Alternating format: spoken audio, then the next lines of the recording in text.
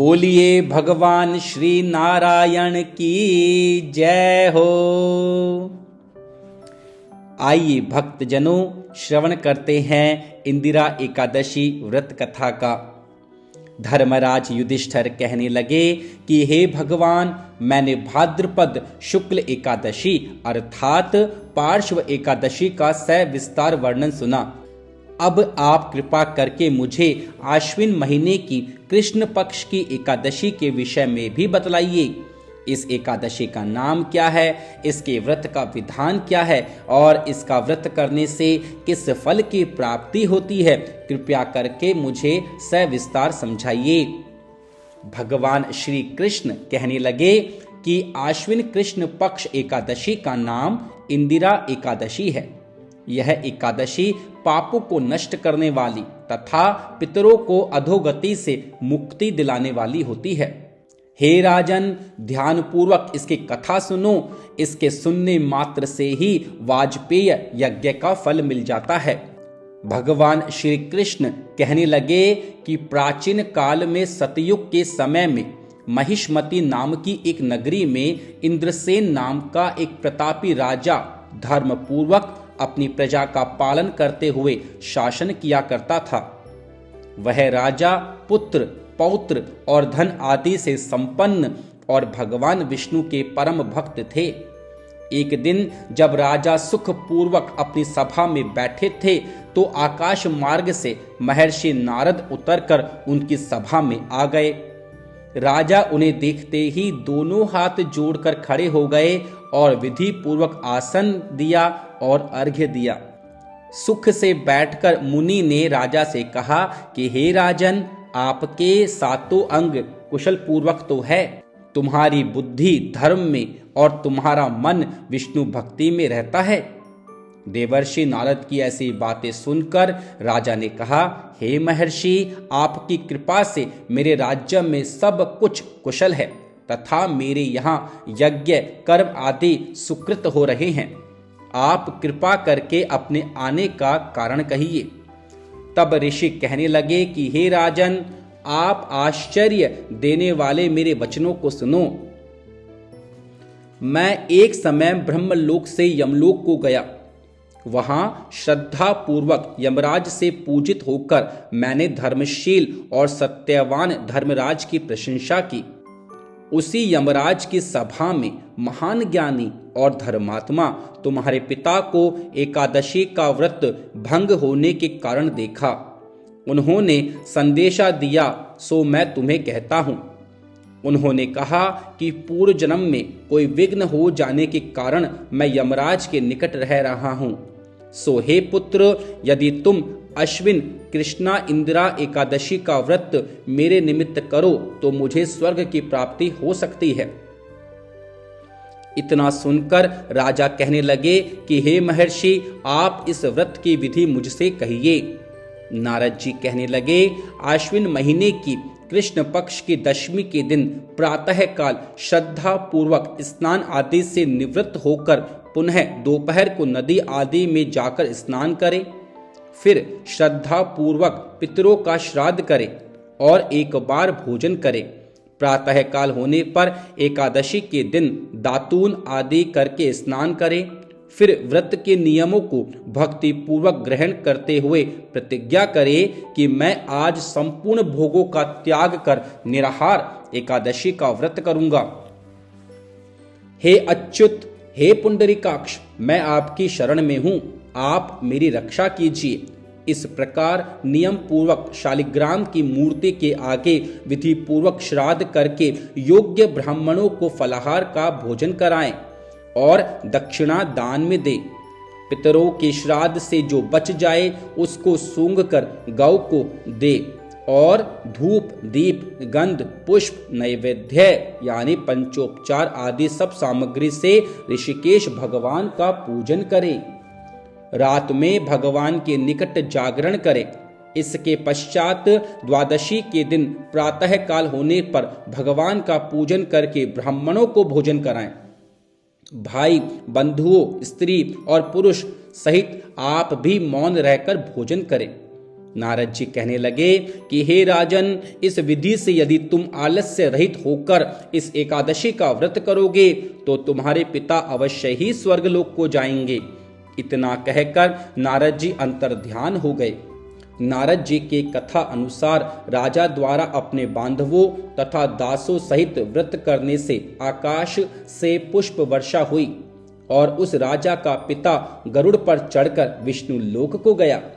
राजा इंद्रसेन भी एकादशी के व्रत के प्रभाव से निष्कंटक राज्य करते हुए अंत में अपने पुत्र को सिंहासन पर बैठाकर स्वर्गलोक को गए। हे युधिष्ठिर, यह इंदिरा एकादशी के व्रत का महात्म्य मैंने तुमसे कहा है। इसके पढ़ने और सुनने से मनुष्य सब पापों से छूट जाते हैं और सब प्रकार के भोगों को भोग कर वैकुंठ लोक को प्राप्त होते हैं।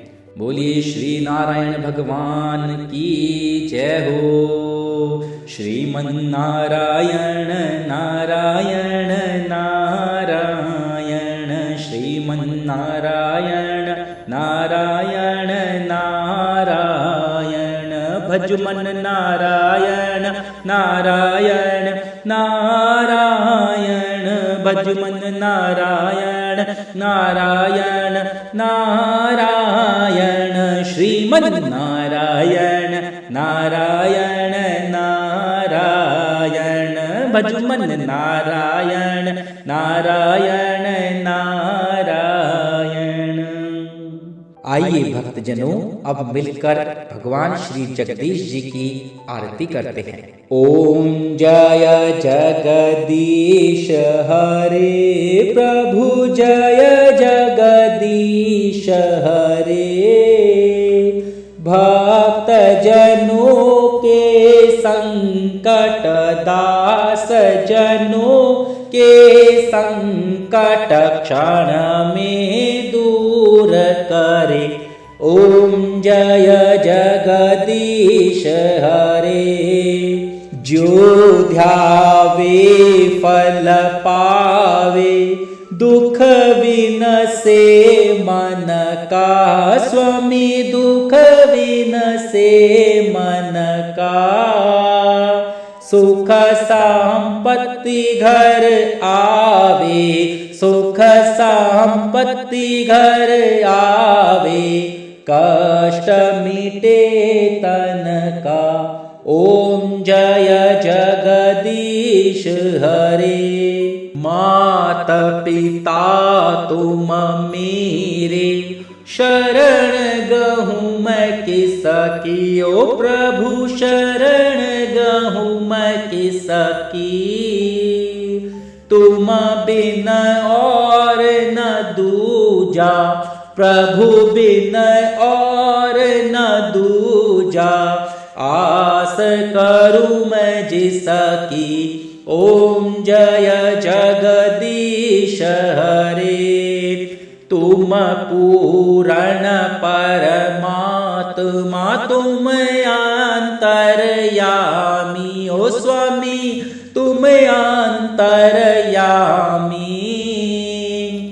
पार ब्रह्म परमेश्वर, पार ब्रह्म परमेश्वर, तुम सबके स्वामी। ओम जय जगदीश हरे। तुम करुणा के सागर, तुम पालन करता। ओ स्वामी तुम पालन करता। मैं मूरख खल कामी, मैं सेवक प्रभु स्वामी। कृपा करो भरता। ओम जय जगदीश हरे। तुम हो एक अगोचर, सबके प्राणपति। ओ स्वामी सबके प्राणपति। किस विध मिलहूँ दयामया, किस विध मिलहूँ कृपामया। तुमको मैं कुमति। ओम जय जगदीश हरे। बंधु दुख हरता ठाकुर तुम मेरे, ओ स्वामी ठाकुर तुम मेरे। अपने हाथ उठाओ करुणा हस्त बढ़ाओ, द्वार पड़ा मैं तेरे। ओम जय जगदीश हरे। विषय विकार मिटाओ पाप हरो देवा, ओ स्वामी पाप हरो देवा। श्रद्धा भक्ति बढ़ाओ, श्रद्धा प्रेम बढ़ाओ, संतन की सेवा। ओम जय जगदीश हरे, जय जगदीश हरे। स्वामी जय जगदीश हरे। भक्त जनों के संकट, दास जनों के संकट क्षण में दूर करे। ओम जय जगदीश हरे। जो भी व्यक्ति इस कथा को कहेगा, श्रवण करेगा, लाइक करेगा, शेयर करेगा और सब्सक्राइब करेगा, भगवान नारायण की उस पर असीम कृपा हो, उसके सभी मनोकामनाएं पूर्ण हो। हरि ओम। ओम द्यौः शान्तिरन्तरिक्षं शान्तिः, पृथिवी शान्तिरापः शान्तिरोषधयः, शान्तिः वनस्पतयः, शान्तिर्विश्वे देवाः, शान्तिर्ब्रह्म शान्तिः सर्वगं शान्तिः, शान्तिरेव शान्तिः सामा शान्तिरेधि। ओम शांति शांति शांति।